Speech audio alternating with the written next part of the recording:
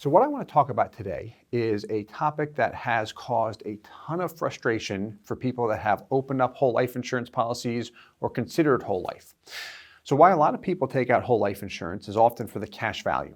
They hear about these great things that big banks, corporations, wealthy individuals take out whole life insurance policies specifically for the cash value because it's a safe area they can position money, liquid, tax-free, all of that good stuff. But expectations are not set properly. You're told that, hey, you're going to see these great returns, dividend rates of 6% on your money, where you can borrow at 5%, you've got a positive 1% spread. That often hooks people in. They end up taking out a whole life insurance policy, and then look at the numbers. Expectations were not set properly. They're not earning what that dividend rate is. And I'm going to touch on briefly as to why that is. But to set expectations properly, I'll let you know exactly what to expect if you are interested in a whole life insurance policy for maximum cash value. If you set everything up properly with one of the major mutual companies, today, from 2021 onward, you can expect an IRR somewhere between 3 to 5%. That is after the company's insurance expenses. That is also tax-free if it's a non-MEC, if we don't cash the policy out, any of that good stuff. Now, we've got some history here. So this history is based on data we actually have, full disclosure reports, a lot of policies that people have been kind enough to share with us over the years of well-designed policies with the major mutual companies and the actual performance. 1975, the oldest policy I have on record, our company has on record, is a policy that was issued in 1975. We did not write that policy. I wasn't even born at the time, but it produced an internal rate of return actually north of 7%. It was 7.1%, very attractive with one of the big four. 1980s, we've got a handful of policies producing between that range, 4.5% to 6.5%. 1990s, 4 to 6% in that range. That's a big range, 2%, and you'll see that somewhat consistent across the board. Where that range comes into play, one is company selection, but the big thing is policy design. And we've got a million videos on policy design, which has to do with minimizing expenses, maximizing cash value. That is critical. 1-2 punch. Company selection, properly designed policy. That's a great way to set expectations properly as far as seeing the best possible results based on real data. That'll help set you up properly. Let's continue on here. So why people take out these policies? The why. Like why would a bank do this? These internal rates of return are great, but here's what comes with them. Safety, no risk. Your money's not invested in, tied to the stock market at all. Liquid, you can access it anytime you want. And a unique feature to a cash value life insurance policy is if your policy is earning, let's call it a 4% IRR. That's the actual growth rate.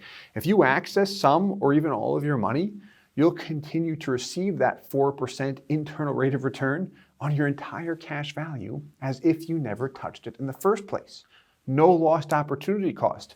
Very, very similar to borrowing against real estate, assuming that the real estate always appreciates over time. And then we've got the tax-free piece, if done right. So if it's done wrong, that would be a MEC, a modified endowment contract. If I have a gain on the policy and I cash it out, or I pull the money out improperly, there are ways that I can trigger a taxable event. And then legacy planning. People use this very heavily. This has to do with the death benefit, leaving a legacy in terms of their family or business. And then how companies do this, we touched on this already. So how individuals and corporations do this. I say companies because we work with a lot of corporations that set these products up. Company selection, major mutuals, 4 of them, Mass Mutual, Guardian, New York Life, and Northwestern Mutual. It's been consistent. And then policy design. To properly design a policy for maximum cash value, to clarify that point, if that's why you're interested in a product. What we've seen consistent based on actual results, not illustrations and projections, is properly designed minimum insurance expense. That's often that 1090 split we will refer to as. Meaning if I'm paying in $100,000 per year, 10% or $10,000 is my underlying base premium. Everything else is plowed toward the PUA rider, maximizing that cash value growth over time.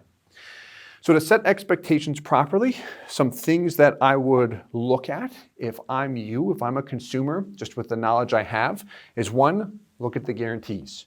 Worst case scenarios are always good to look at. How I view everything is if I'm comfortable with a worst case scenario, which probably won't happen, but if I'm comfortable with it, everything is better. So if I set my expectations for it to produce the guarantees, I'm going to be satisfied with it.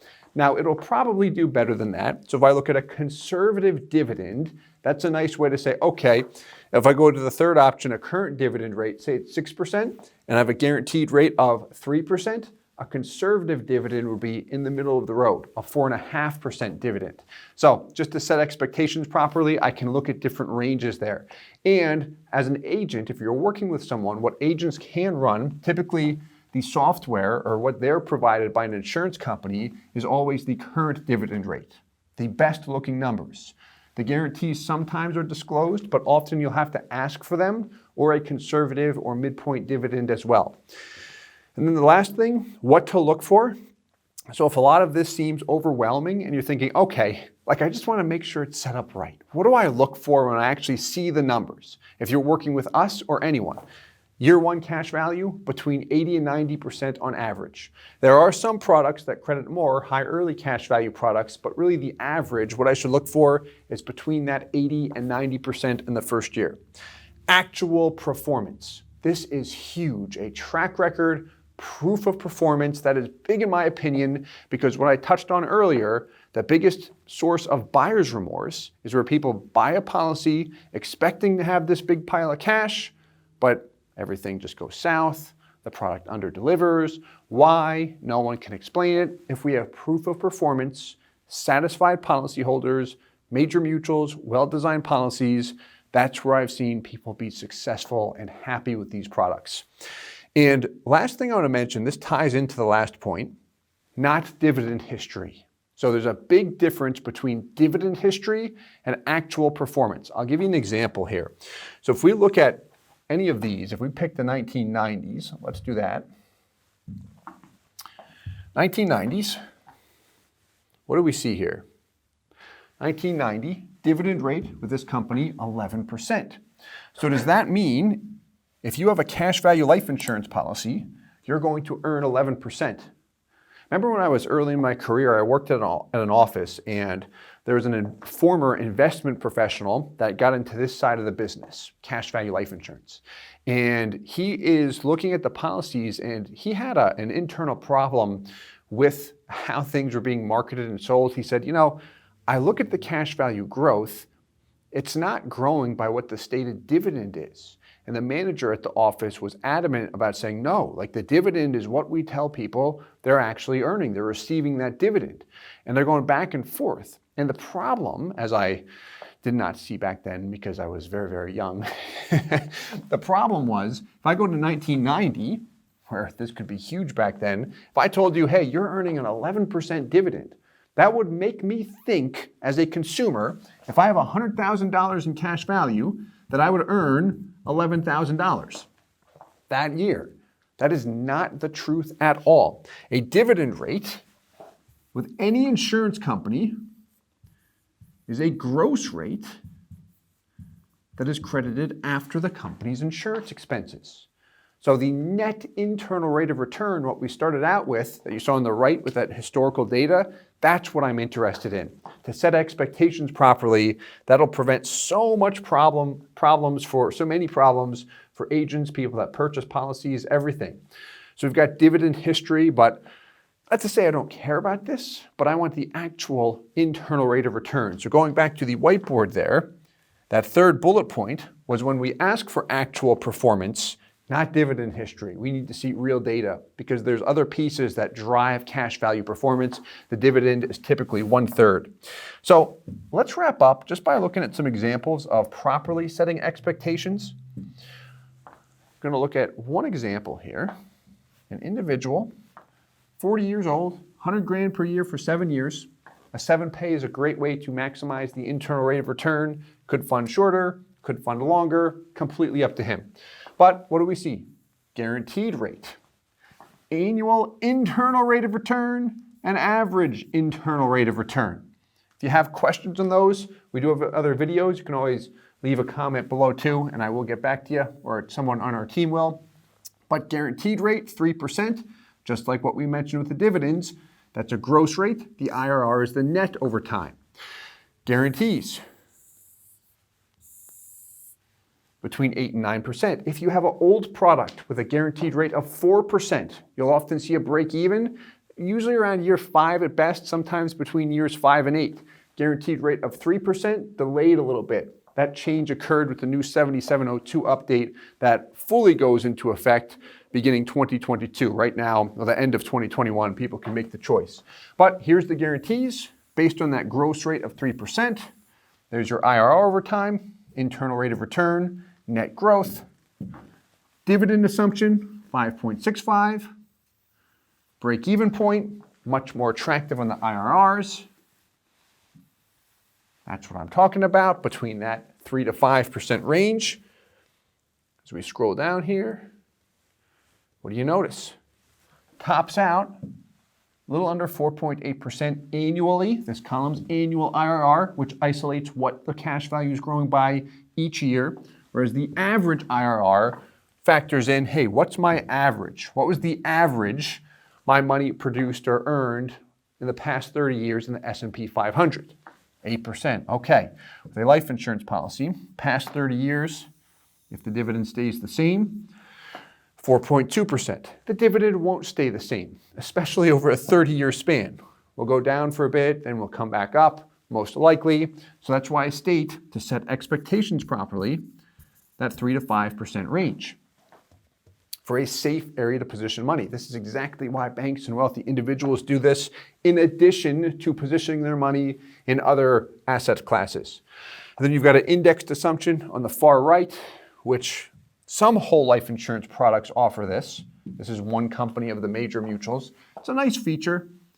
The nice thing about this is these are all the exact same product, so we're not showing one product versus another versus another.